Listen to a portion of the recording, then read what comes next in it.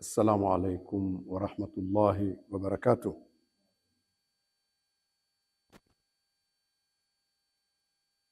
بسم الله الرحمن الرحيم. الحمد لله رب العالمين،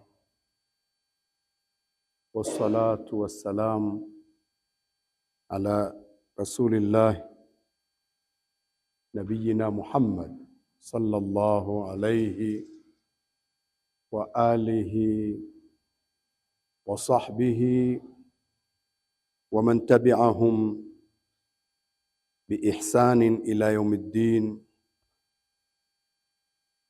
رب اشرح لي صدري ويسر لي أمري واحلل عقدة من لساني يفقه قولي. وبعد. Ndugu zangu, tumepata fursa hii muhimu ya kuweza kukumbushana mambo yatakayotufaa katika dunia yetu na akhera yetu. Leo napenda tukumbushane kwamba vipi tunaweza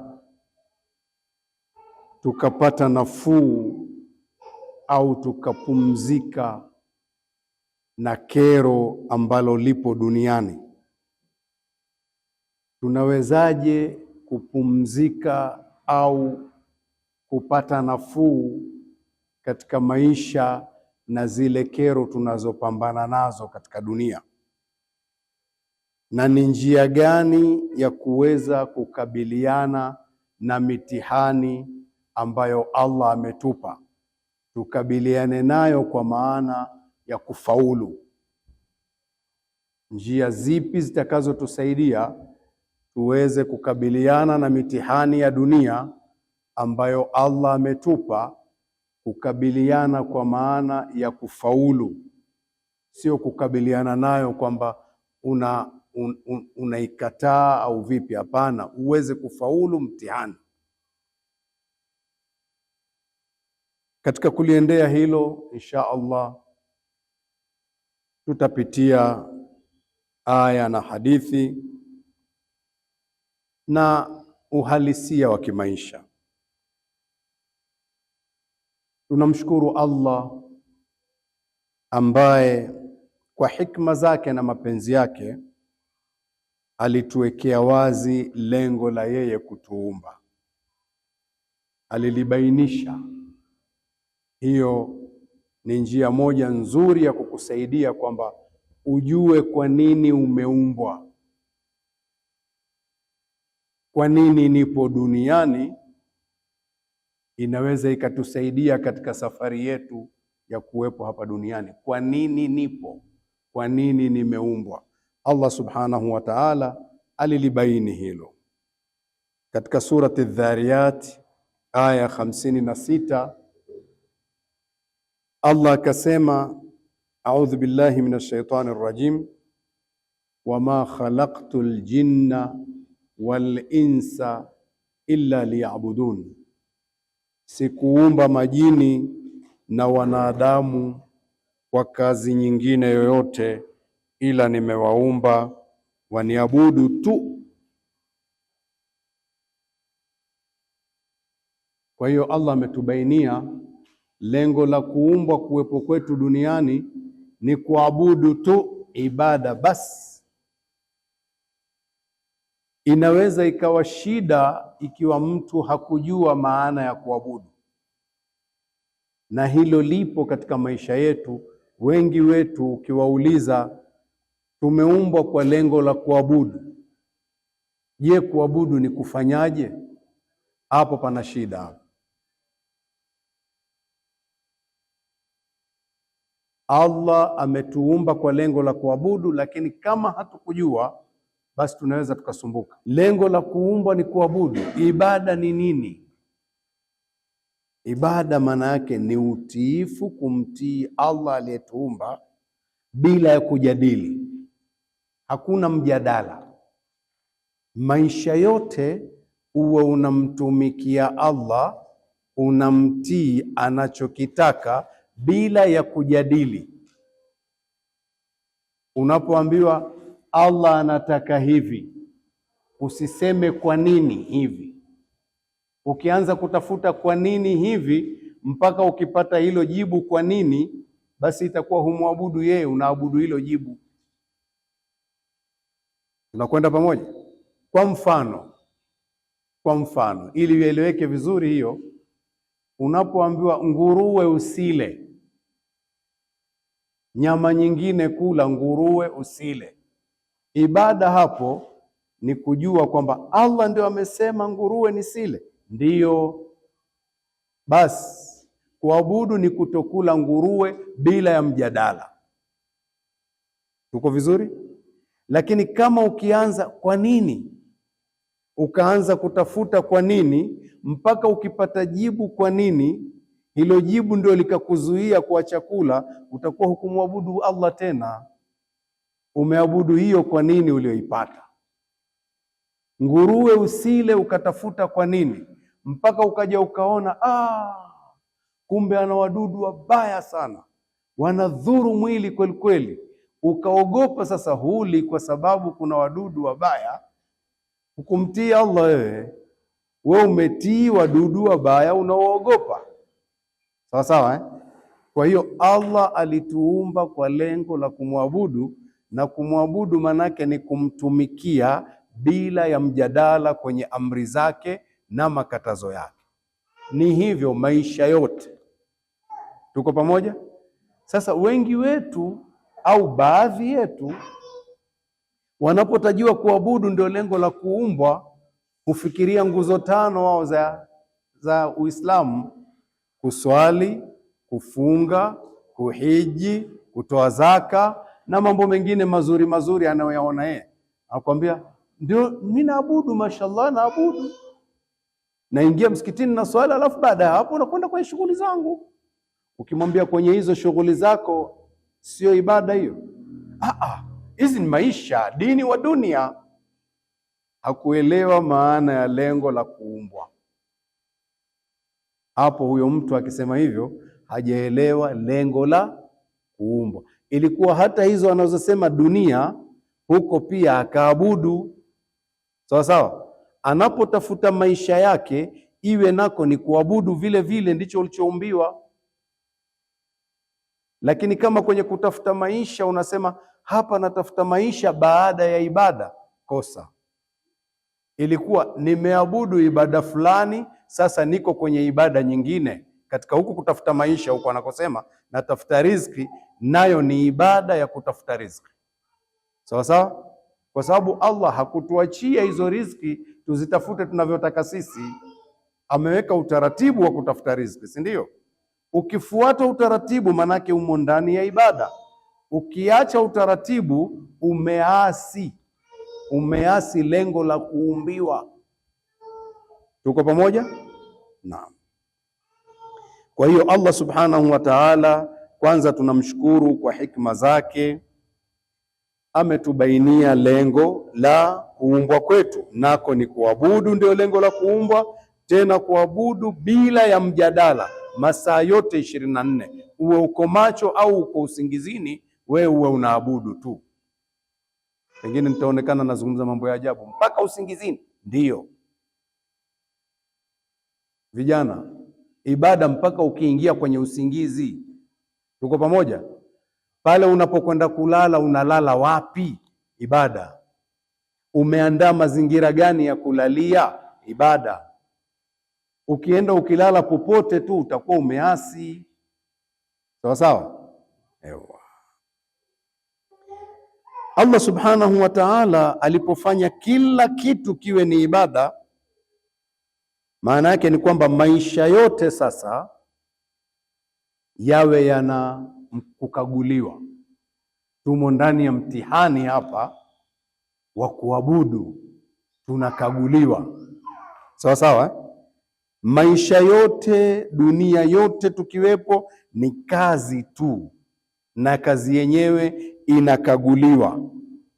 Allah subhanahu wa ta'ala anasema hivi katika Suratul Kahfi aya 7, inna ja'alna ma'ala al-ardi zinatan laha linabluwahum ayyuhum ahsanu amala.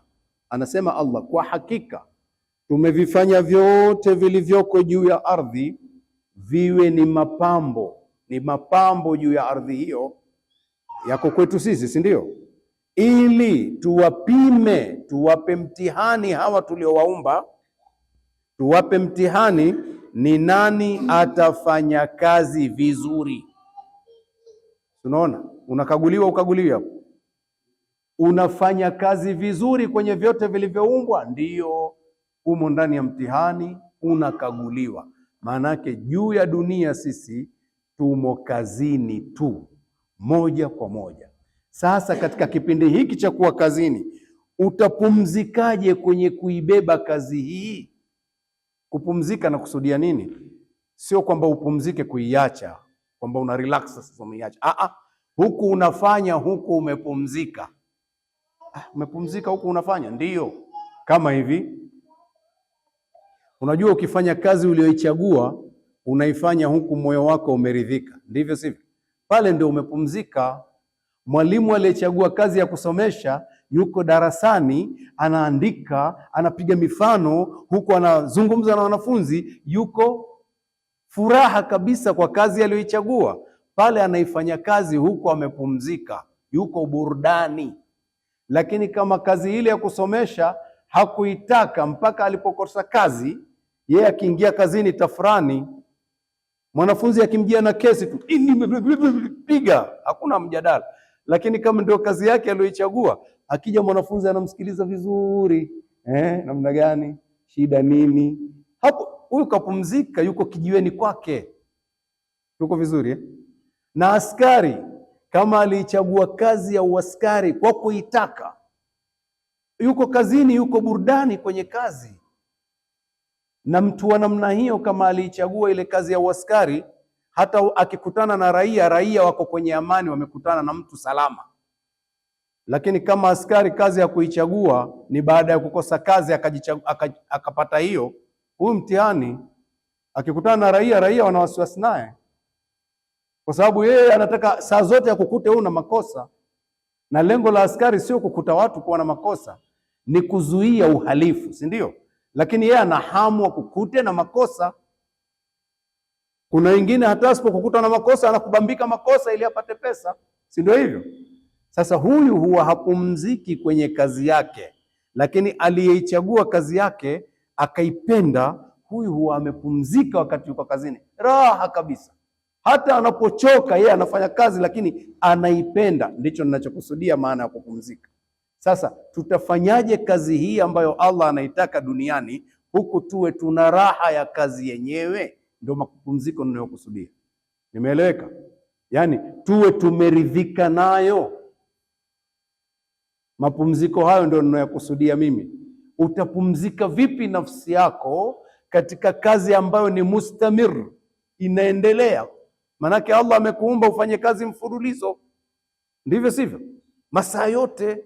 Sasa utakuwaje na raha ya kazi hii? Hapo ndipo tunapopatafuta sisi. Tuko pamoja? Na Allah ameweka kwamba vitu vyote viwe mtihani, manake tunakaguliwa, si ndio hivyo? Tunakaguliwa. Sasa tutawezaje kupambana na mtihani huu ili tufaulu? Namna ya kukabili huu mtihani tufaulu wakati tunakaguliwa sisi. Tuko pamoja? Sikiliza katika kuyaendea haya ili ujue kama tuko kwenye mtihani kweli. Abu Huraira radhiyallahu anhu anatusimulia hadithi ya Mtume ambayo imepokewa na Imam Muslim. Anasema Mtume sallallahu alayhi wa alihi wasallam amesema hivi: ad-dunya sijnul mu'min wa jannatul kafir. Ad-dunya, dunia hii, sijnul mu'min, ni jela kwa mtu aliye na imani. Jela. Jela maana yake ndani ya jela wewe kuna jambo unalolifanya kwa uhuru bila kukaguliwa. Kila kitu lazima kina mipaka, si ndio hivyo? Kwa hiyo muumini akiwa duniani ye yuko jela. Kwa maana gani? Anachofanya anakaguliwa, hafanyi anachotaka yeye, anafanya kinachotakiwa kufanya. Wa jannatul kafir, na ni pepo kwa mtu aliyempinga Allah ambaye sio muumini, yuko peponi yeye. Peponi ni vipi? Peponi hakuna ukaguzi. Peponi unafanya unachotaka wewe. Kwa hiyo mtu asiyemwamini Allah katika dunia ni mtu hatari sana, anasumbua sana, kwa sababu yeye anafanya anachotaka yeye, sio kinachotakiwa. Anachotaka yeye yuko peponi. Peponi unafanya unachotaka. Kwa hiyo mtu aliyempinga Allah hana imani, ni msumbufu sana kwenye dunia. Anaweza akanywa pombe akasema sina uhuru wangu wa kulewa. Sawa, una uhuru wewe wa kulea, ni nafsi yako, lakini ukishalewa uwe wapi? Si uwe kwenye maficho yako?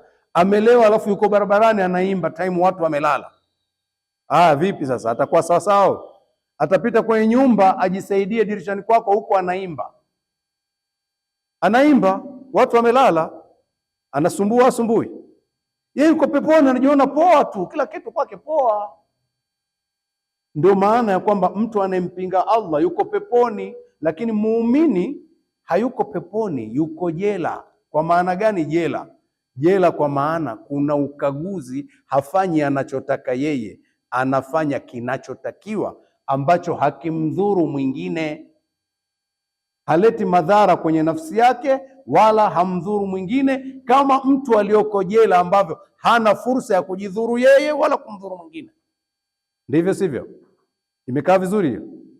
Ndivyo Mtume sallallahu alaihi wasallam alivyoleta taswira muumini akiwa duniani awe yuko vipi. Usilete taswira yani Mungu amemfanya muumini yuko jela, kwa hiyo amefungwa, ni mfungwa. Hii mfungwa maana yake nini? Hiyo mfungwa iliyokusudiwa maana yake ni kwamba anakwenda kwa mipaka, hajifanyia anachotaka yeye, anafanya kinachotakiwa. Sasa mtu asipoelewa falsafa hiyo, anafikiri duniani Mungu kumpenda ni pale anapompa vitu vingi alivyovitaka yeye, na anafikiria kwamba Mungu akiwa hajampa kile alichokitaka yeye kwamba Mungu hakumpenda, wakati Allah haitazami dunia kwetu hivyo.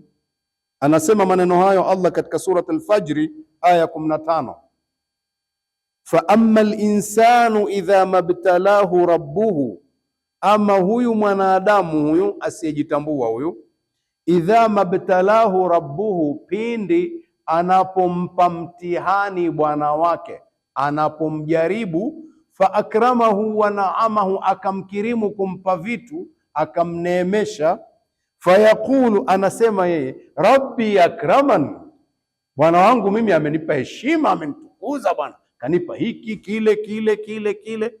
Lakini Allah amesema anapompa mtihani, yeye amesahau kama kupewa huko ni mtihani. Yeye anasema Mungu amenipenda bwana, akraman. Mwanadamu huyu asiyejitambua anasema kwa upande wa pili, wa amma idha mabtalahu, na ama pindi anapomjaribu, faqadara alaihi rizqahu, akambania kidogo riziki yake, akaibana kidogo, ikawa inatoka kwa mpango maalum kidogo, ameminywa. Fayaqulu, atasema mwanadamu, rabbi ya hanan, Mungu mimi ndio amenitupa, amenidhalilisha, amenitweza, nimekuwa dhaifu. Mungu anasema kalla, sivyo vyote viwili hivyo.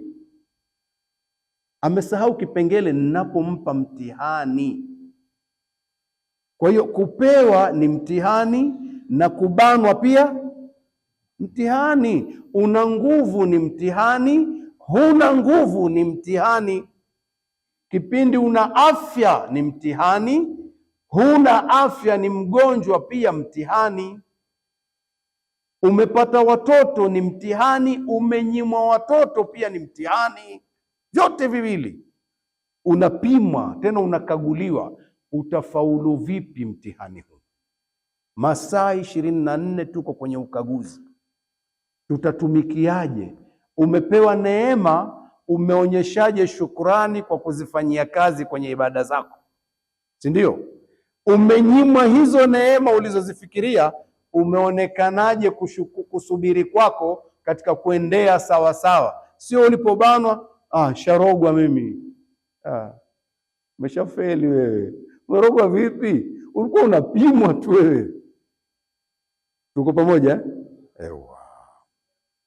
Kwa hiyo kote mtihani, na tunakaguliwa katika hali zote. Una utajiri mtihani, una ufukara mtihani, umepata mke mtihani, hujampata mtihani, una mume ni mtihani, huna mume pia mtihani, una watoto wewe uko kwenye mtihani, huna watoto pia uko kwenye mtihani.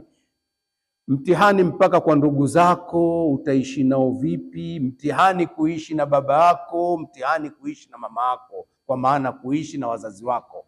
Aliye na wazazi mtihani, na anapowachukuliwa pia wazazi wake mtihani, mpaka wamekufa bado uko kwenye mtihani. Ndivyo sivyo? Wazazi wamekusha kufa, bado unaambiwa una mtihani. Unaambiwa utawafanyiaje wema gani wazazi wako waliokufa?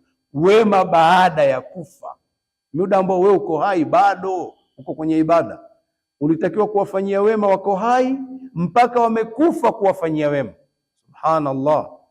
Hivyo ndivyo tunatakiwa kuitambua dunia iko hivyo, na tukielewa hivyo tukafuata yanayotakiwa kwenye kukaguliwa, ndizo njia za kufaulu mtihani huu. Wazazi wangu wamekufa, unaambiwa fanyia wema bado. Wao wazazi hawakuwa na marafiki? Walikuwa nao. Wafanyie wema marafiki zao, marafiki wa wazazi wako. Walikuwa wakiwapenda hawa, wapende. Sawa sawa, eh? Waombee dua wazazi wako, wema unaendelea hapo. Sawa sawa, eh? Maana yake maneno haya niliyopitia kwenye utangulizi huu, nataka kusema ad-dunya daru amalin mustamir. Dunia ni nyumba ya kufanya kazi tu mfululizo, na akhera daru jazain. Akhera sasa ukishafika ndiyo nyumba ya malipo. Umeshamaliza kazi sasa ulipwe nini katika kazi yako? Ile kazi uliyoifanya ukalipwe, sasa ndio kufaulu au kufeli. Aliyefanya vizuri manake akapate raha kwenye malipo, na aliyefanya vibaya akapate adhabu, hakufanya vizuri. Malipo sio mazuri. Mwenyezi Mungu atulinde na hali hiyo. Hivyo ndugu zangu, nataka niwaambie na kuiambia nafsi yangu, tunawajibika sote, popote tunaposikia ujumbe huu, kila mmoja wetu ajitambue yuko kazini, na anatakiwa kazi anayoifanya iwe ni kazi inayomridhisha Allah, kwa sababu tunakaguliwa. Na ukifanya kazi inayomridhisha Allah, nikwambie matunda yake kwanza hapa hapa duniani. Utaacha athari, kwa sababu umethibitisha kuwepo kwako. Hivi tulivyo hivi, tukifanya chochote kinachomridhisha Allah, tutaacha athari nyuma yetu. Maanake tutaendelea kulipwa mpaka baada ya kuondoka. Tusipofanya ya kumridhisha Allah, maanake tutafanya yasiyomridhisha, si ndio?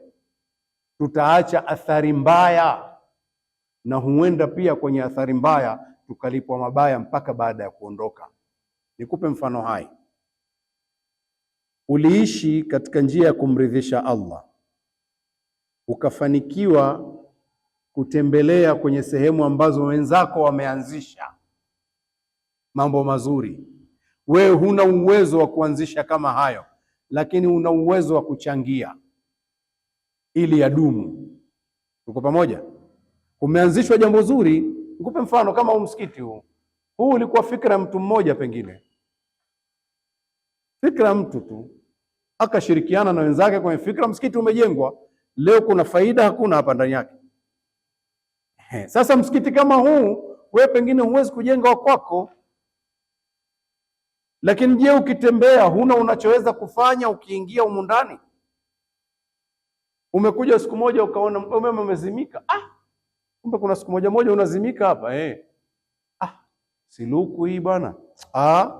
Mimi siwezi kununua luku ya mwezi mmoja ikadumu hapa. Naweza. Si umeshajua? Namba hii hapa, umeingiza huyo, umeondoka zako. Msikiti utadumu au utadumu? Na mwingine akaona hivyo akaingiza, mwaka mzima hauzimiki tena, kwa sababu wako watu walitembea wakapata fikra hiyo. Ukaja ukakuta kuna madrasa inasomwa, wewe huwezi kujenga madrasa ya kwako, lakini unakuta watu wanasoma.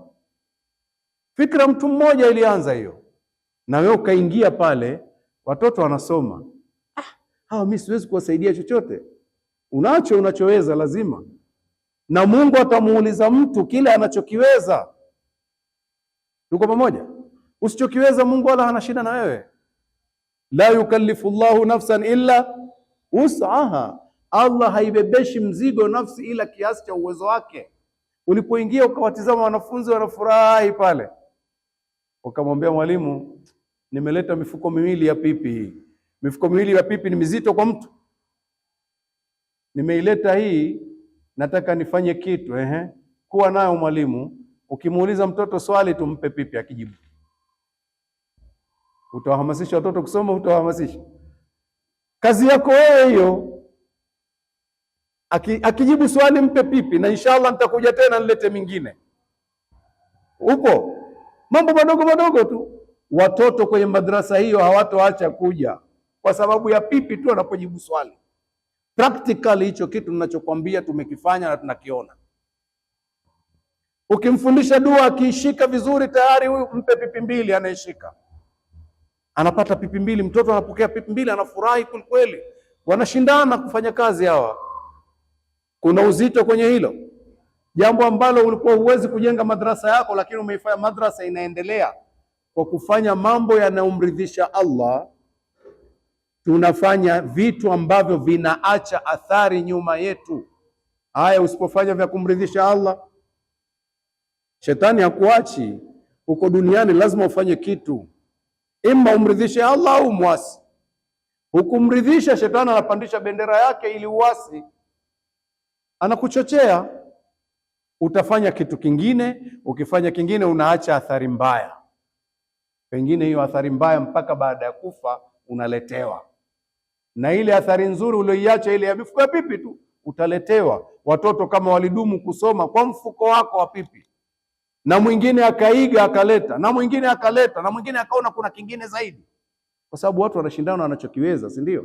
Mwingine anakuja kusema, anamwambia mwalimu, mimi naacha laki hii, we anayejibu swali mkatie 5,000, mkatie 1,000. Kwa mtoto 1,000 bado ni kitu kikubwa, ndivyo sivyo? Namna hiyo tutakuwa tumeacha athari zinazotuletea baada ya sisi kufa, na hayo tunayaweza. Tumebweteka tu. Sasa nikwambie kibaya, tusipothibitisha sisi kuwepo, wenzetu wanathibitisha wapo. Sasa kama wenzako wanathibitisha wapo, wewe uthibitishe athari zako, nani ataacha athari? Si yule mwingine? Ndivyo sivyo? Au haijaeleweka hiyo? Wewe utakiwa uthibitishe athari za watu kuingia msikitini, hukuthibitisha. Mwenzako akathibitisha athari za kwenda kunywa pombe, nani ataacha athari? Si yule? Mpaka amekufa bado watu wanakunywa pombe tu, kwa sababu alianzisha kitu. Tuthibitishe kuwepo kwetu kwa lile tunaloweza kulifanya. Sijui naeleweka? Sijikuwa napiga kelele tusieleweki. Lazima tuthibitishe kuwepo kwetu kila mmoja. Tunamshukuru Allah aliyejalia subra kwenye mambo, katika kuendea mambo. Allah aliifanya subra ni kipawa kizuri sana, tena kikunjufu sana. Ukitaka ufaulu, jipambe na subra, usiwe na haraka sana. Subra ina mazao mazuri sana. Allah ameifanya hivyo, na Allah anatutaka tuwe tunasubiri katika hali zote. Tufanye kazi, tunathibitisha tupo, tunathibitisha kusubiri. Matunda yake ni makubwa mno. Anasema Allah katika surati Zumar aya 10. Qul ya ibadi alladhina amanu, sema mtume uambie, Allah anakuambieni, enyi waja wangu ambao mumeamini, ittaqu rabbakum, waja mlioamini, ittaqu rabbakum, jikingeni na kumuasi bwana wenu. Mmeamini tayari, imani ipo, si ndio? Sasa jikingeni, msimuasi bwana wenu. Mkifanya hivyo, manake hamkumuasi, mtaacha athari nzuri, si ndio? Hukuasi utafanya vizuri. Sasa ukifanya vizuri, sikiliza matunda. Lilladhina ahsanu fi hadhihi dunya, watapata wale waliofanya mema mazuri katika dunia hii, hasana, watapata wema. Wema gani? Duniani watapata wema na akhera wema kwa kufanya kwao mazuri. Duniani watapata wema kwa sababu Allah atawapenda. Kila zuri unalolifanya na matunda yake ni mazuri. Watapata afya, Mungu atawakunjulia riziki kwa yale mapito yao kupitia kwenye uzuri. Atawajalia kupendana, watashirikiana. Hayo hayahitaji uchawi wala hayahitaji elimu ya chuo kikuu. Fanya jema litazaa jema. Jubilatil qulubu ala hubbi man ahsana ilaiha, mioyo imeumbwa kumpenda anayeifanyia wema. Huna ujanja kwenye hilo.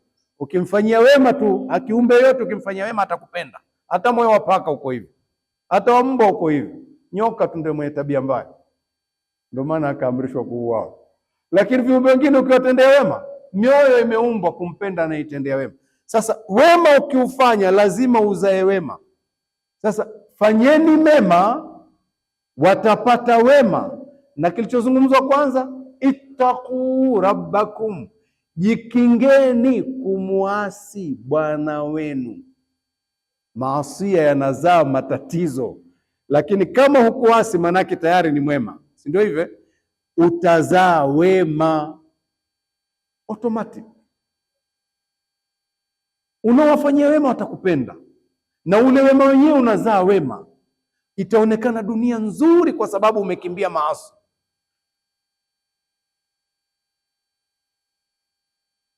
Ndugu zangu, kipengele hiki napenda nikifafanue zaidi. Mungu anasema waliosema Bwana wetu ni Allah, kisha wakawa na msimamo kwenye kuthibitisha hilo. Msimamo wa kuthibitisha kuwa umesema wewe Bwana wako ni Allah ni upi? Msimamo unaonekana kwenye kukimbia maasi. Msimamo hauonekani kwamba wewe uliswali, wala hauonekani kwamba wewe ulifanya nini, ulifunga. Hii si ibada wewe na Mungu tu, si ndio hivyo? Msimamo unaonekana unapokimbia maasi. Kama hivi, sisemi uongo manake mimi ni mkweli, si ndio hivyo? Husemi uongo manake inalipa katika maisha. Mimi ni mwaminifu katika jamii, si ndio hivyo? Manake hufanyi khiana. Kama hufanyi khiana inalipa hiyo, lazima izae mema tu. Nina subra katika kuyaendea mambo. Kwenye kuyaendea mambo nina subra. Si unaendea mambo katika jamii, si ndio hivyo? Almu'minu alladhi yukhalitu an-nasa wa yasbiru ala adhahum, Mtume anasema muumini anayechanganyika na watu akavumilia kero lao, khairun, huyu ni bora, min almu'min alladhi la yukhalitu an-nasa wa la yasbiru ala adhahum, kuliko muumini ambaye hachanganyiki na watu wala hasubiri kero lao, havumilii. Kwa hiyo kuchanganyika na watu manake utabeba makero, si ndio? Subra kwenye makero, hiyo ndio manake msimamo, unalipa huo. Nina haya, sisemi chochote, sifanyi chochote, ndio msimamo huo. Sio sifanyi chochote, kila ninachoamrishwa sifanye. Yani sijisemei kila kitu, na aibu, naona haya, sio nasema chochote. Kuna watu wanasema chochote tu. kinachomjia kichwani, yeye anasema tu. Sasa mimi nina sifa ya haya, siwezi kusema kila kitu, nachagua cha kusema. Hiyo inalipa hiyo. Ndio lilladhina ahsanu fi hadhihi dunya, wale waliofanya mema katika hii dunia, hasana, watapata wema tu hapa duniani na kesho akhera. Akhera wataingizwa peponi, wamekaguliwa wakalipwa kule. Tuko pamoja? Wema unalipa, unaacha athari nzuri, utaendelea kupata baada ya kufa. Mpaka uliambiwa unapofanyiwa ubaya na mwenzio, idfa billati hiya ahsan, ondoa ubaya kwa wema. Kwa kule kuondoa ubaya kwa wema, fa idha alladhi bainaka wa bainahu adawa kaannahu waliyun hamim, mara tu kati yako wewe na yule ambaye kuna uadui, kwa sababu uliondoa ubaya kwa wema, mara amekuwa rafiki. Wema unalipa, unaacha athari nzuri. Kwa hiyo nasema hivi, tuthibitishe kuwa tupo, tuthibitishe kila mmoja kuwa nipo mimi, ili niache athari. Nisipothibitisha mimi nipo, kuna wengine wanathibitisha. Watu wa makasino wanathibitisha, wa kujenga baa wanathibitisha, watu wa kamari, ukifungua simu tu wanakuambia beti, hata utaki, wanathibitisha. Wapo, angalia watoto wetu wanakoingia sasa, kwa sababu watu wanathibitisha. Sasa na sisi tuwe na vitu vya kuthibitisha ili tuache athari nzuri. Tuko pamoja? Subra ni muhimu katika kuyaendea hayo mambo, na subra ni katika sifa za manabii.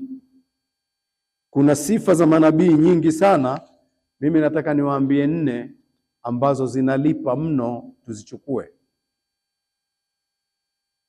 As-sidqu, ukweli, usiziache hizo, andika ukweli.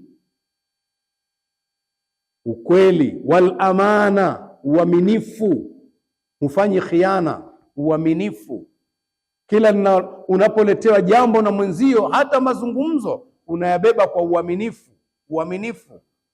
La 3, as-sabru, uvumilivu, kuwa na subra, subra. La 4, al-haya, kuwa na haya. Hivyo ni vitu muhimu sana, ndugu zangu. Tunamshukuru Allah pia aliyejalia kwamba ukiwa mambo haya mazuri yamekupita kwa muda mrefu, ukakosea, Allah akatujalia kufanya istighfari, ni sababu ya kurudishiwa mazuri, kuomba msamaha, akaweka msamaha. Baba yetu Adam kule peponi alipokuwa anafundishwa kazi, alibabaishwa na Ibilisi. Alipobabaishwa akakosea, alipokosea nguo zikamvuka, akaonyeshwa kwamba ubaya una athari mbaya. Sasa umemkosea Mungu, huna nguo. Akababaika kweli, anataka kurudisha nguo kwa akili yake, hazirudi. Anajiziba majani ya miti, hairudi. Bado anajiona yuko ovyo tu, mpaka alipofundishwa kuomba msamaha, akatubu, akajikuta ana nguo. Kwa hiyo Mungu ametufundisha istighfari ina mambo mazuri.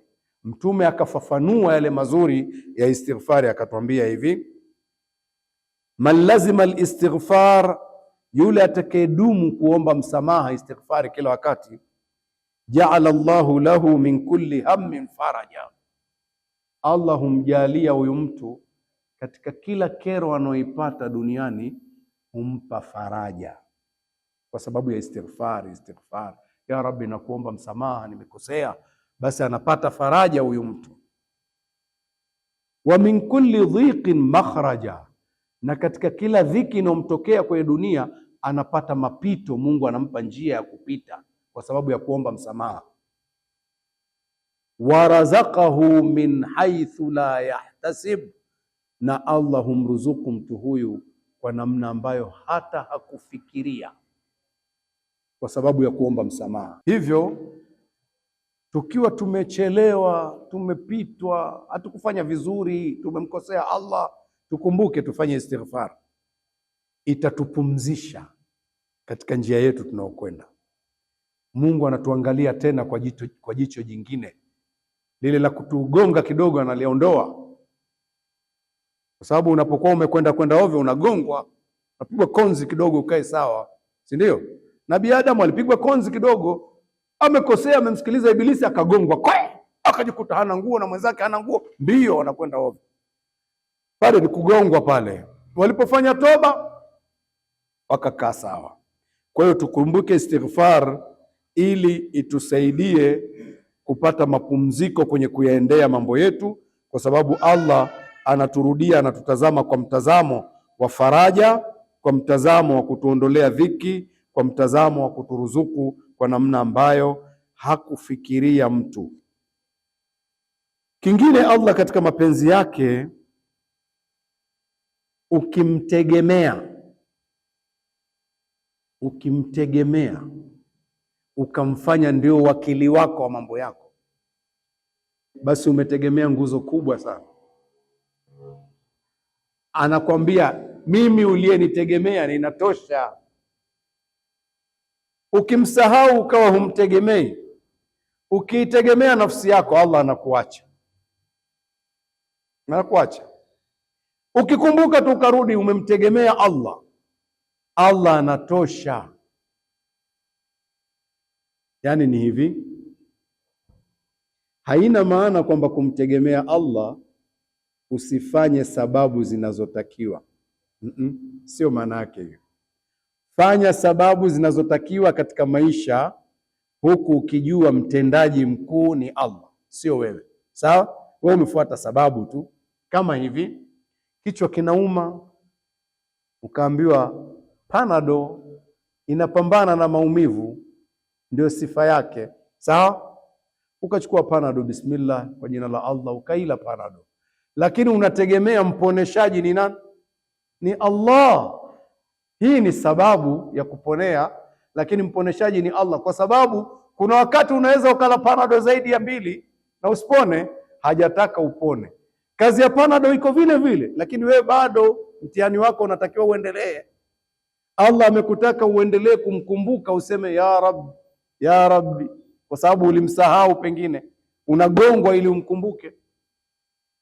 Au haipandi hiyo? Inakaa vizuri? Kuna wakati mtu anakuwa amenyokewa mpaka anasahau, akajitegemea kwa kunyokewa. Mambo yako yakishakaa sawa sana, unaona unajitegemea, na Allah hapendi kukuona hivyo, anataka umtegemee. Sasa anakufundisha kwamba wakutegemewa ni mimi, sio hivyo vitu vyako. Akakufanya kichwa kinauma, ukajisahau, ukanywa Panado, ukaona kwamba Panado ndio inaponesha. Hukupona. Ukaongeza ya pili, hujapona. Utakumbuka, ya Rabbi, ya Rabbi, leo mambo mazito. Umerudi kwamba yuko wa kutegemewa. Hili ndilo alilokuwa analitaka Allah kwako.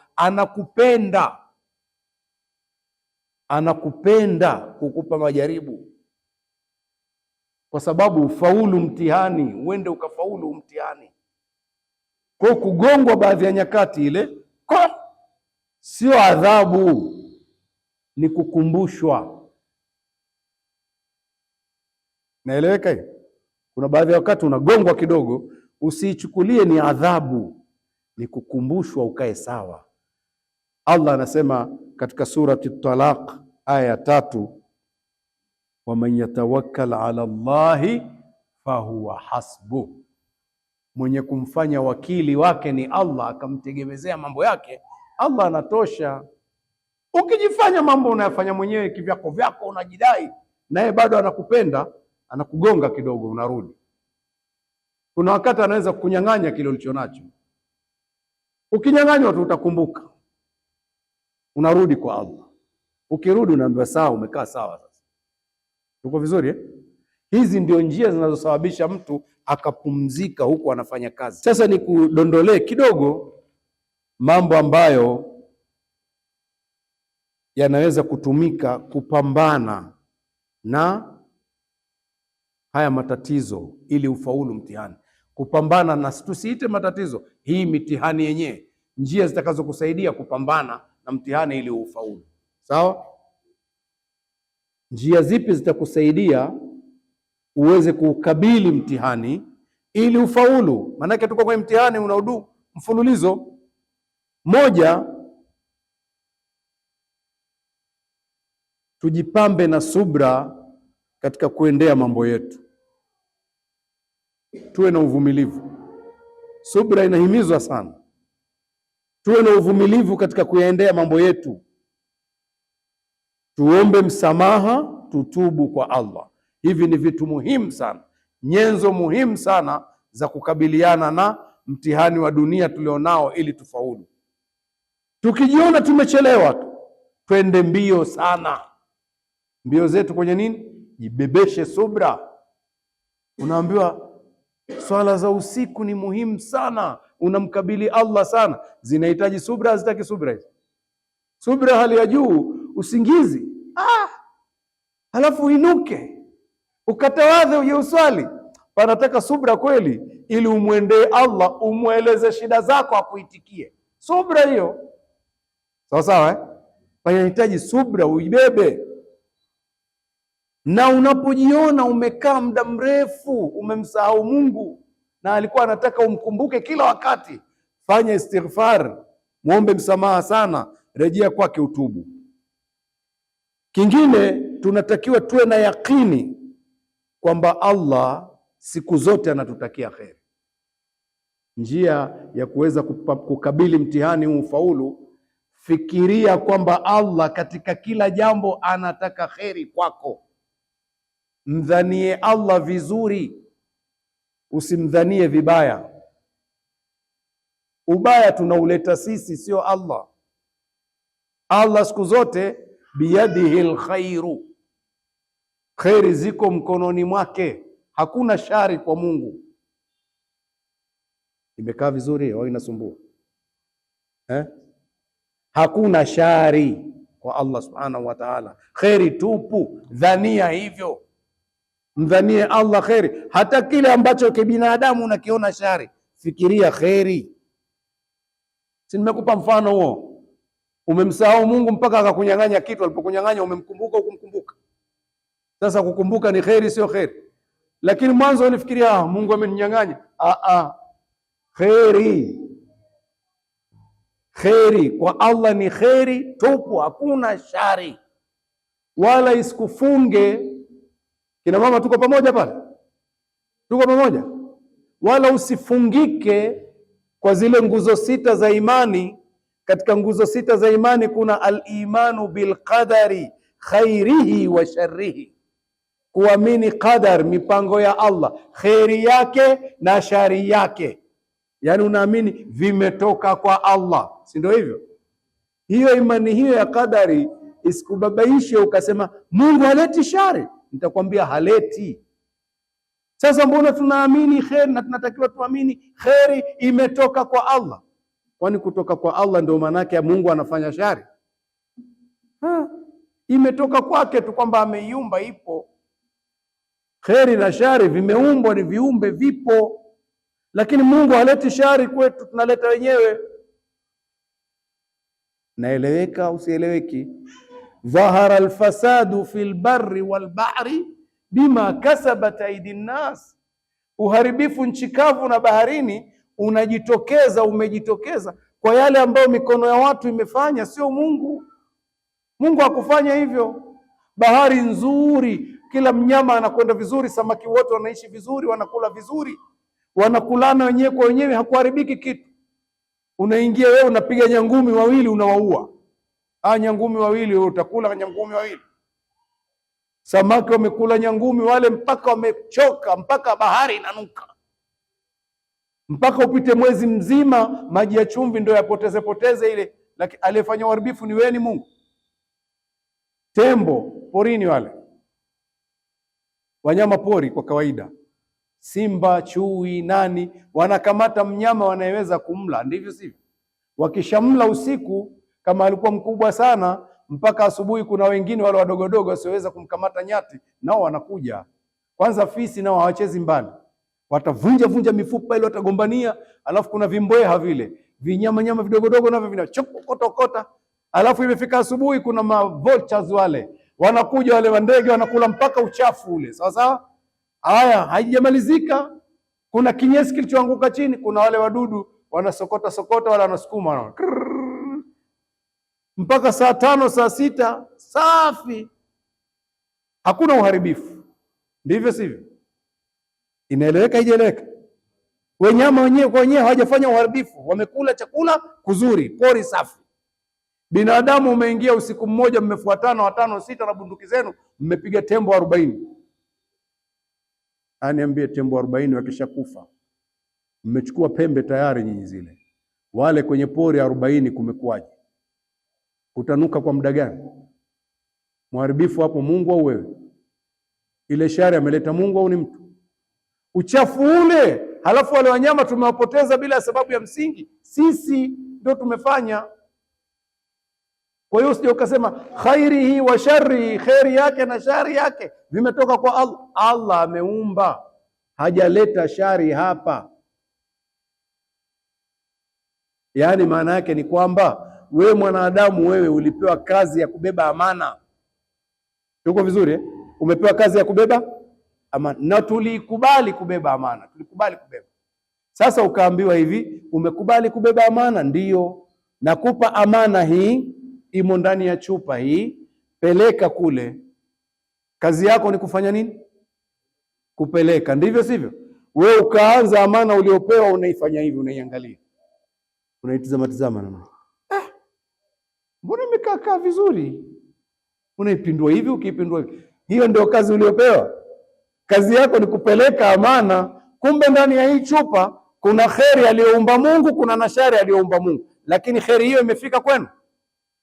Imefika?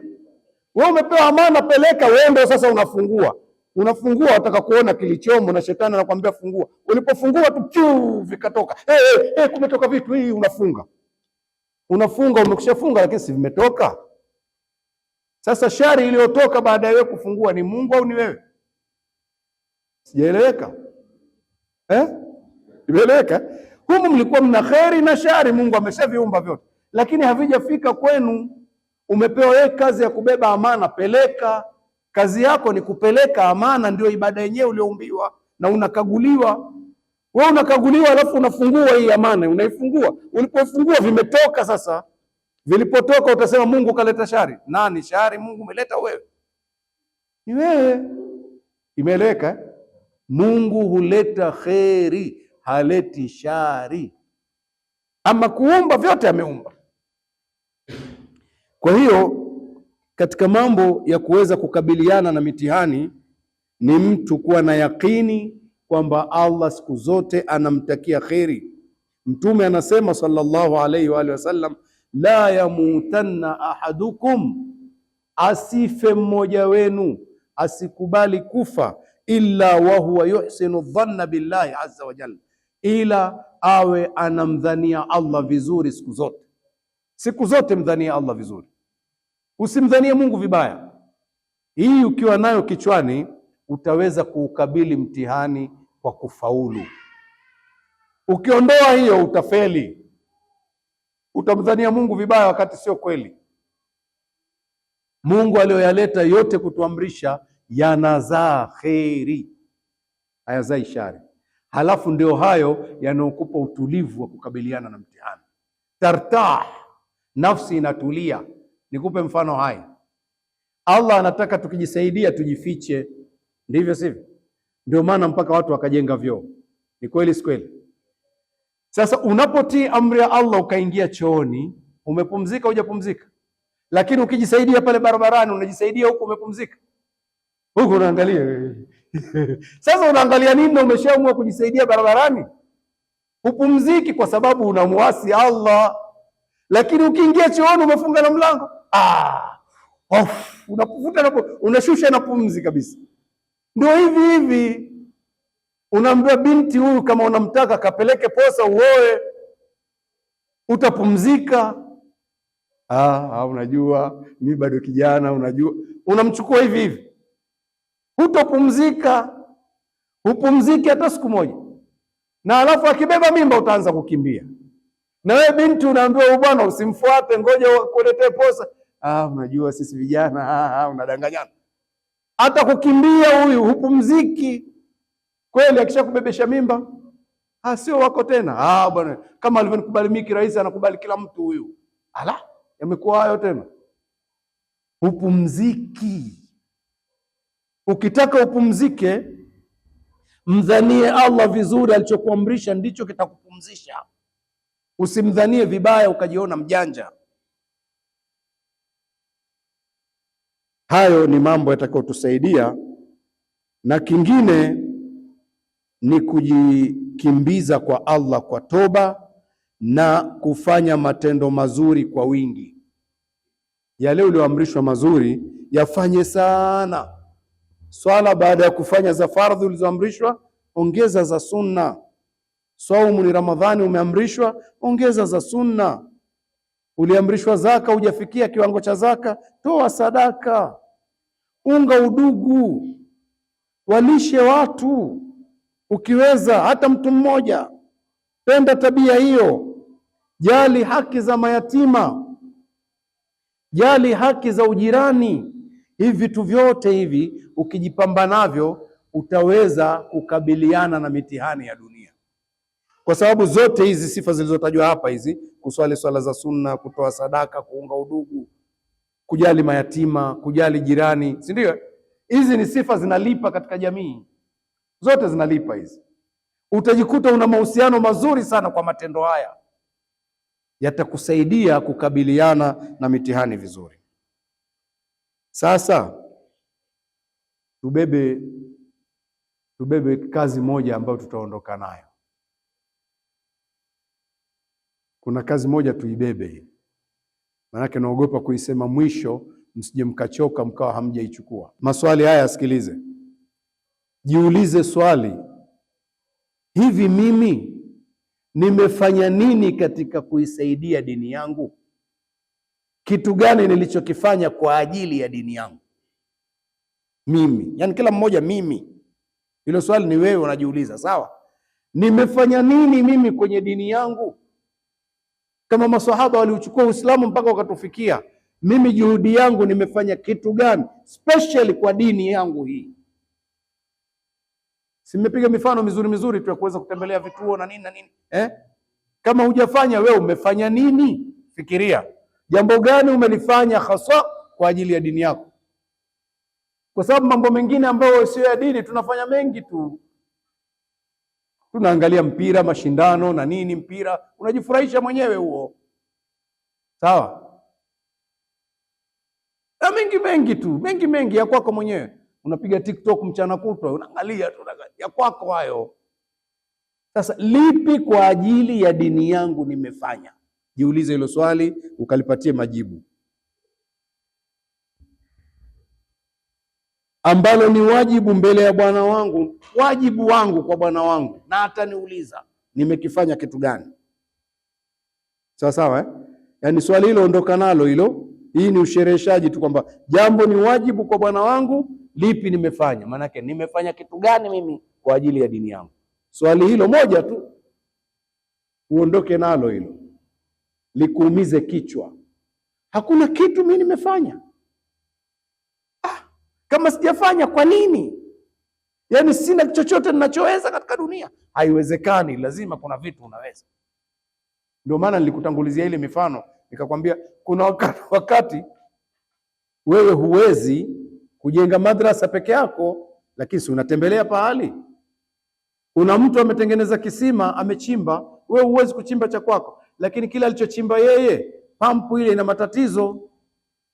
Huwezi kuchangia na mwenzio ukaweka pampu watu wakapata maji vizuri. Kuna jingine, kisima hiki pameota pori, watu wanaangalia, lima. Huwezi wewe. Kitu gani nimefanya mimi kwa ajili ya dini yangu ili niweze kupumzika huku nafanya hizi kazi nilizoumbiwa nizifanye huku nimepumzika? Umepumzikaje? Yani kwa raha unafanya huku unajisikia raha. Sharti umsikilize Allah anavyosema katika Surat Al-Ahzab aya ya 21, laqad kana lakum fi rasulillahi uswatun hasana, kumekuweko kwenu nyinyi kwa mtume wa Allah kiigizo. Mtume hatuna habari naye kabisa, utamwigaje usiyekuwa na habari naye, usiyemjua? Wachezaji mpira tunawajua mpaka familia zao, vipato wanavyopata. Mtume wetu hatujui alichofanya, na uwezekano wa kujua upo. Hebu fungua ile nini, Alhidaya.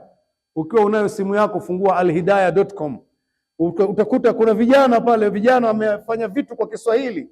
Uliza maswali kuhusu Mtume Muhammad sallallahu alaihi wasallam, kuhusu jambo jingine, ujifunze kitu, uone mtume wetu ndio huyu. Unatakiwa kuiga vitu kutoka kwake. Alhidaya.com, fungua hiyo, utapata vitu vingi kumuona Mtume Muhammad na mambo mengine na mengine. Kwa hiyo mtume tumeambiwa ni kiigizo chetu. Liman kana yarju Allah, kwa yule anayetarajia Allah. Kumtarajia Allah kuna tafsiri ya haraka ikaja kutarajia kukutana na Allah, lakini wanazuoni wengine wakasema kabla ya kukutana naye huko, kwa sababu kumesema wal yawmal akhir, na siku ya mwisho. Hii si maneno mengine. Kumtarajia Allah kwanza hapa duniani, kiigizo chako ni mtume kabla ya akhera, alafu na kule akhera, siku ya mwisho unakutana na Mwenyezi Mungu ili akulipe. Haya, kumtarajia Allah hapa duniani vipi? Mtu yeyote anayetaka kuhisi hivi, nikiwa sokoni mimi niwe niko na Allah, inakuwaje? Muige mtume katika mambo yako huko sokoni. Kama amesema usipunje mzani, usipunje, utajikuta huko na Allah. Usimbabaishe mtu ukamuuzia kitu kibovu wakati amekupa pesa, utajikuta huko na Allah. Popote ulipo usiseme uongo, utajikuta wewe umemtarajia Allah na uko naye. Kwa sababu Ibn Abbas radhiallahu anhuma, mtume alimwambia Ibn Abbas wakati bado mdogo, anamwambia ihfadhillaha yahfadhka, mchunge sana Allah mipaka yake, Allah atakuchunga kila wakati. Ihfadhillaha, chunga mipaka ya Allah kila wakati. Tajidhu tujahaka, utamkuta Allah yuko mbele yako. Ndio hii, muige mtume, utajikuta uko na Allah kila wakati katika kila unachofanya. Chunga mipaka ya mambo yako, ndio unamchunga Allah, utakuta uko na Allah kila wakati. Una rehema zake, yuko na wewe. Kwa hiyo ukimuiga mtume katika kila jambo, unataraji ukutane na Allah, utakutana naye. Sio utakutana naye kwamba Allah amejifunua hivi. Allah anapojifunua kwa mtu, anajifunua kwake yeye na Mungu mwenyewe. Anajua yeye kwamba hapa hisia hizi nilizozipata ni Mungu tu, hakuna vingine. Huo ndio ufunuo wa Allah kwa mtu. Hawezi kufanya dhambi hapa. Kwa nini? Kwa nini hawezi? Hisia za Mungu kujifunua kwake. Nabii Yusuf alayhi salam aliposumbuliwa na yule mama kule chumbani, vishawishi vyote vimefanyika. Alipomkabili Allah kuchunga mipaka, akaona Allah huyu hapa hawezi kufanya kitu hicho kabisa, hata afanye nini. Nini hiyo imetokea? Ni kuchunga mipaka ya Allah. Ukiichunga mipaka ya Allah, utajikuta uko na Allah kila wakati. Halafu wal yawmal akhir, na mtu anayetarajia kulipwa siku ya mwisho na akamkumbuka Allah sana, wa dhakara Allah kathira, akamkumbuka Allah sana, huyu amuige mtume wa Mwenyezi Mungu. Sasa nikupe habari njema. Allah alimwambia mtume hivi, wala sawfa yu'tika rabbuka fatarda, surati Ad-Duha. Na kwa hakika Allah atakuja kukupa mtume mpaka utaridhika. Sasa wewe kama ulimuiga mtume mpaka mtume akahisi wewe ulimpenda, hivi mtume apewe mpaka aridhike, wewe utakuwa mbali naye? Mtume atakuacha yeye, ataridhika wewe uwe mbali na ulikuwa unamuiga yeye? Kuridhika kwake mtume si mpaka awe na wewe? Ni kweli si kweli? Sasa muige, ili mtume akipewa mpaka kuridhika aseme fulani yuko wapi? Huyu hapa. Katika kuridhika kwangu ni pamoja na huyu. Na hiyo hiyo si ameambiwa mtume, wala sawfa yutika rabbuka fatarda, na ameambiwa kila mfuasi wa mtume sallallahu alaihi wa sallam, kama anamfuata kikweli kweli, na yeye Allah atampa mpaka ataridhika. Ushahidi ni katika hadithi hizo tulizozipitia. Ukimtegemea Allah, Allah anatosha. Sasa Allah kutosha, wewe hujaridhika. Ukifanya istighfari, Allah anakufungulia mapito, anakuruzuku kwa namna ambayo hukufikiria, hujaridhika. Ndio ilivyo, kanuni ni hiyo. Sikiliza nyingine, Allah anasema hivi: man amila salihan min dhakarin au untha wa huwa mu'minun falanuhyiyannahu hayatan tayyiba, mwenye kufanya mema, awe mwanamume au mwanamke, iwe kumetangulia imani kwake, halafu ni mwema, Allah anaahidi, anasema tutamfanya aishi maisha mazuri. Sasa wewe ukifanya unaishi maisha mazuri, hutoridhika? Unaridhika? Kwa hiyo inamhusu kila mtu hii, bado awe ni mfuasi tu wa mtume sallallahu alaihi wa sallam. Ni bishara, ni habari njema hii. Tuwe tuna imani, tufanye atakayo Allah. Utajikuta unaishi umo ndani ya ibada mfululizo, huku umepumzika, una raha katika yale unayoyafanya. Ndugu zangu, kuna wakati mtu anatoa sadaka huko anafurahi, na kutoa ni kazi ngumu. Ni kweli si kweli? Lakini unaweza ukatoa baadhi ya nyakati, ukafika nyumbani ukajisikia raha, umetoa. Allah, imekuwaje? Siku nyingine haikupitii hivyo, kwa sababu ulikuwa unatoa huko, akili yako iko mbali na Mungu. Akili yako ilipokuwa karibu na Allah, kwamba huyu ni muhitaji na Allah ananijua kuwa mimi ninacho, sawa sawa, kuwa Allah ananijua ninacho, natoa kwa sababu Allah ananijua ninacho na anataka nifanye. Utatoa, utafika nyumbani unajiona umeishinda nafsi yako, unafurahi. Unafurahi. Kwa nini umefurahi? Uko na Allah, Allah amejifunua kwako. Umefanya amali ngumu, huku umefurahi. Ndio hivi hivi na amali zote ziko hivyo hivyo. Ukitaka ufurahi, muige mtume sallallahu alaihi wa sallam, kimbia kumwasi Allah, utaona unazifanya zile kazi huku nafsi yako murtah, umepoa. Tuko pamoja? Ukiamua tu kumfuata mtume sallallahu alaihi wa sallam, basi utapumzika. Jabir bin Abdullah al-Ansari anatuambia katika hadithi ambayo imepokewa na Imam Muslim, mtume sallallahu alaihi wa sallam alijiita mwalimu. Sasa wewe unamfuata mwalimu, umeamua kumfuata. Msikilize mwalimu mwenyewe kwanza alivyojitune. Anasema hivi: inna Allaha lam yab'athni mu'annitan, hakika Allah hakunituma mimi niwatie watu uzito. Msikia maneno anasema, sikutumwa mimi kuwawekea uzito, kuwafanya mpate tabu, sikutumwa hivyo. Wala mutaannitan, wala kuwasababishia muingie kwenye madhambi, sikutumwa kufanya kazi hiyo. Mambo yangu ninayoyafanya sio sababu, sikusababishii lolote uingie makosani, wala sikupi kazi ngumu ikakusumbua. Mtume anasema hivyo, tunaambiwa tumfuate. Walakin ba'athani mualliman, lakini Allah amenituma mimi mwalimu, tena muyassira, wa kufundisha watu kwa njia nyepesi. Allahumma salli wa sallim alayhi wa alihi. Allahumma salli wa sallim ala nabiyina Muhammadin wa alihi. Ya salam, nimetumwa ni mwalimu, tena niwafundishe kwa njia nyepesi. Sasa wewe ukishamchagua huyu ni mwalimu kweli, ufanye kazi uione ngumu, nafsi yako itapoa. Kubali kumuiga mtume, kata shauri, sema maisha yangu yote katika kila kitu. Kwani mtume alikuwa anafanyaje kwenye hili? Kwani mtume aliagiza vipi?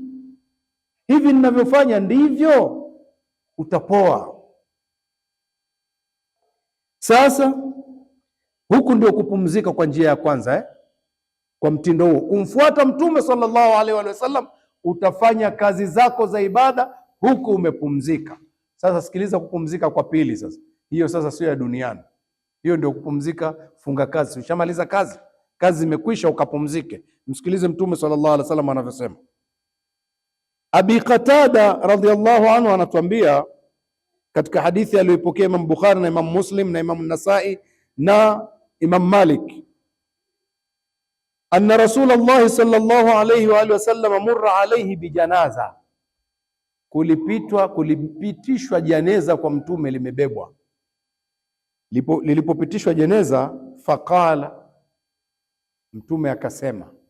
Yani maana ya maneno haya ni zaidi ya mara moja, kwamba lilipopitishwa jeneza Mtume akasema, katika tabia ya janaza kuna sifa hizi mbili, zisikilize.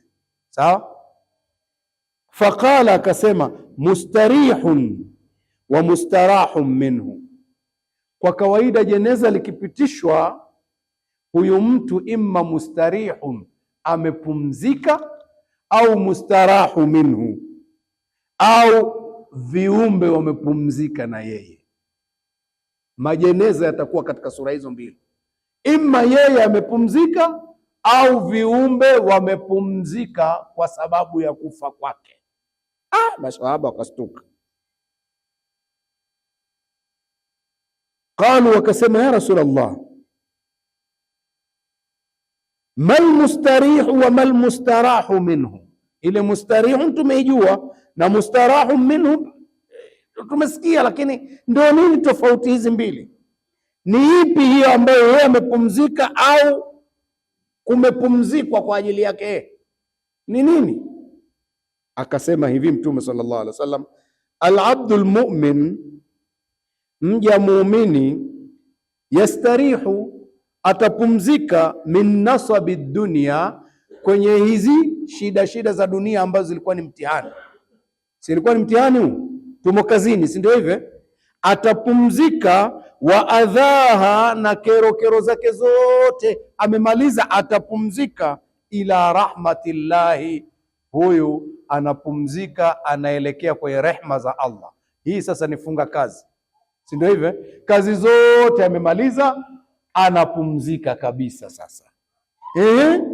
Wal abdul fajir, na mja muhalifu, mja mbaya, yastarihu minhu alibad, waja wa Mwenyezi Mungu wanapumzika kwa kufa kwake yeye. Kwa nini? Alikuwa akiwasumbua, anasumbua mpaka wanyama huyu, kwa sababu anaishi, yuko peponi, anajiona yeye hana mipaka. Sawa sawa. Duniani yeye mja fajiri, mja ovyo ovyo, hana mipaka. Cha kunyang'anya ananyang'anya, bora awe na nguvu.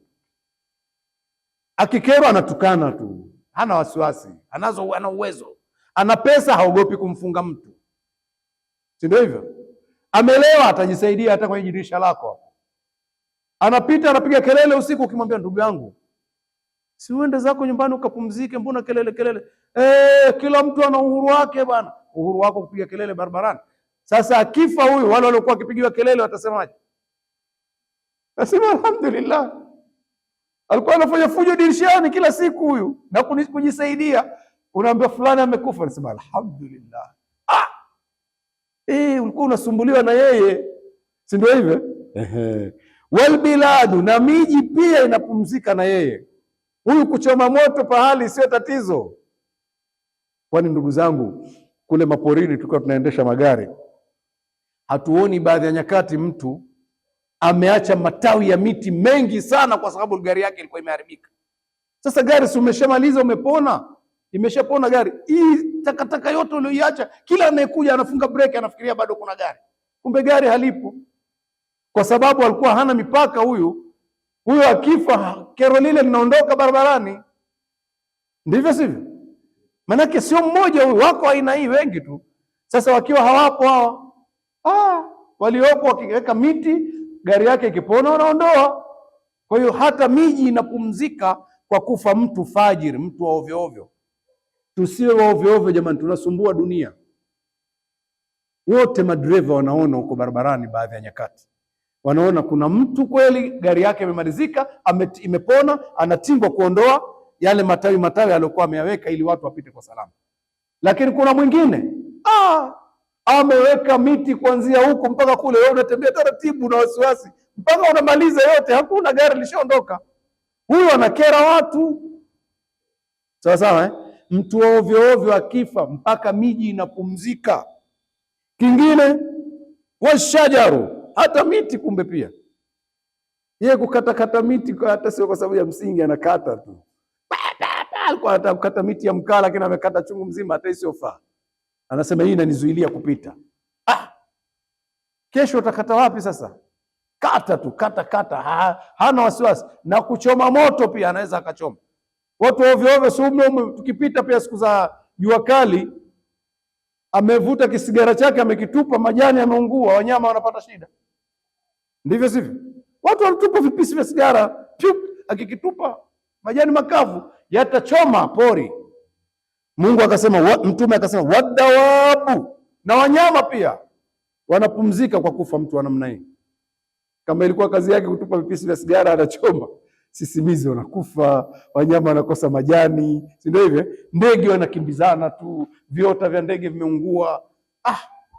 Kwa hiyo mtu wa namna hii akifa, mpaka wanyama wanapumzika kwa ajili yake.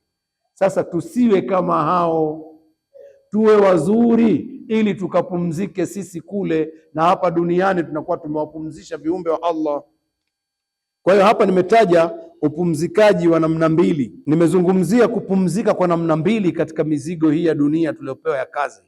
Kwa namna moja, mfuate Mtume sallallahu alaihi wa sallam, kila kitu chako utakifanya kwa uzuri sana, unajiona umepumzika.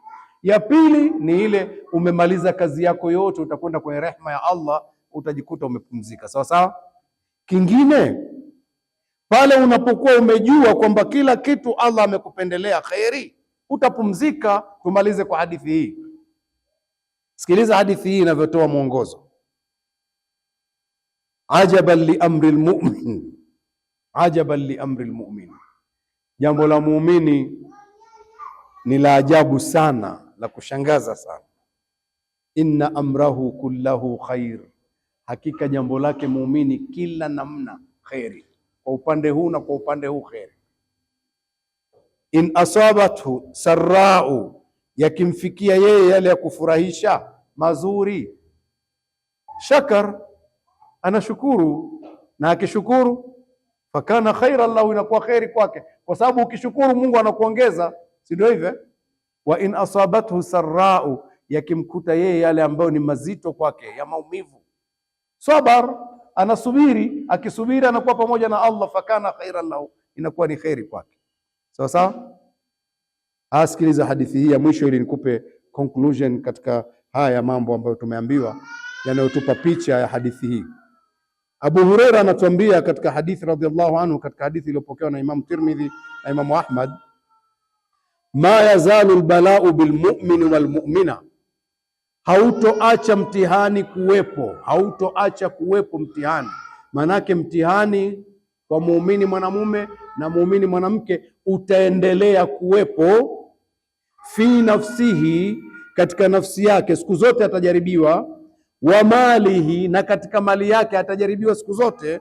Hatta yalqa Allah, mpaka akutane na Allah. Wa ma alaihi khatia, naye akiwa hana makosa tena. Kila Mungu akimpa mtihani, yeye anasubiri, Mungu anamfutia makosa. Sawa sawa. Anapewa mtihani, anafaulu, Mungu anamfutia makosa. Kwa hiyo Allah anampenda, ataendelea kumpa mitihani mpaka anakutana na Allah, hana makosa tena, hesabu yake kule inakuwa nyepesi. Sawa sawa. Muumini hayo kwake hayaondoki. Ukilitambua hilo, utakuwa unaendelea na mambo huku nafsi yako imetulia, raha tupu, unafanya kazi zako huku umepumzika. Sasa je, kwa hiyo ndio mtu ujiombee upewe mitihani? Ujiombee kwamba ya Rabbi niongeze mitihani? Usiombe hivyo, usiombe mitihani, bali alivyotufundisha Mtume sallallahu alaihi wa sallam ni kuomba afwa kwa Mwenyezi Mungu. Muombe Mungu atufanyie wepesi, muombe Mungu asikupe mitihani mizito. Mitihani huna namna ya kusema usipewe, hakuna. Kwa kupendwa mitihani lazima ipo, lakini ya Rabbi usitupe mitihani mizito. Na tunakuomba siku zote afwa wal afia, tusamehe, utufutie na tupate afya. Usijiombee maradhi ukasema ya Rabbi kama kumbe nikiugua ndio nafutiwa. Hapana, usiombe hivyo.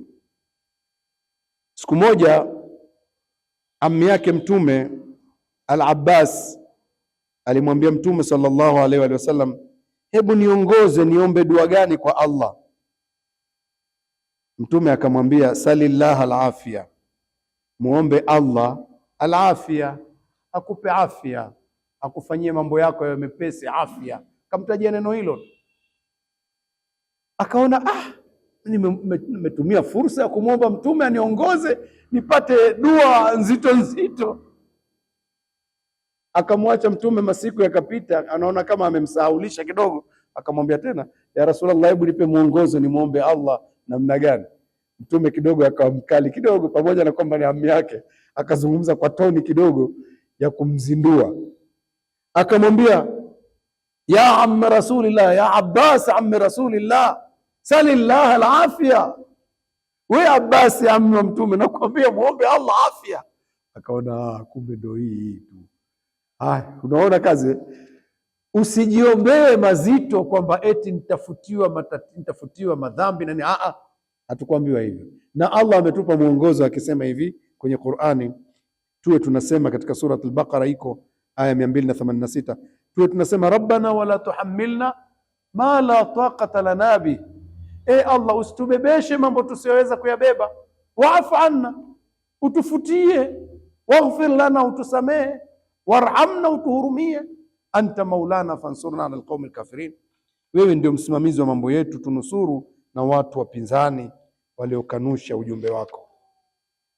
Kwa hiyo Mtume sallallahu alaihi wa sallam alituongoza katika sura hii, tuwe ni wenye kumfuata Mtume sallallahu alaihi wa sallam.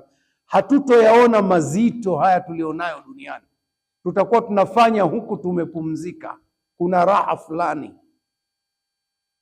Tumfuate Mtume kwa maksudi, utamuona Allah huyu hapa. Yani akili yako iko karibu na Allah mpaka unaona hivi siwezi kufanya, hili siwezi kufanya. Yani uko peke yako, huwezi kufanya. Huwezi kufanya khiana, huwezi kumnyang'anya mtu, huwezi kumdhulumu mtu, na uko peke yako. Amana huwezi kuitumia, amana ya watu, maneno ya watu huwezi kuyatoa. Utakuwa mkweli siku zote, kwa sababu kinywa chako kinaongea kwa mwongozo wa Allah, macho yako yanaona kwa uoni wa Allah, masikio yako yatakuwa hivyo, mikono yako inashika kwa ushikaji wa Allah. Mungu mwenyewe amegeuka hivyo kwako. Wa sallallahu ala nabiyina Muhammadin wa ala alihi wa sahbihi wasallam, walhamdulillahi rabbil alamin.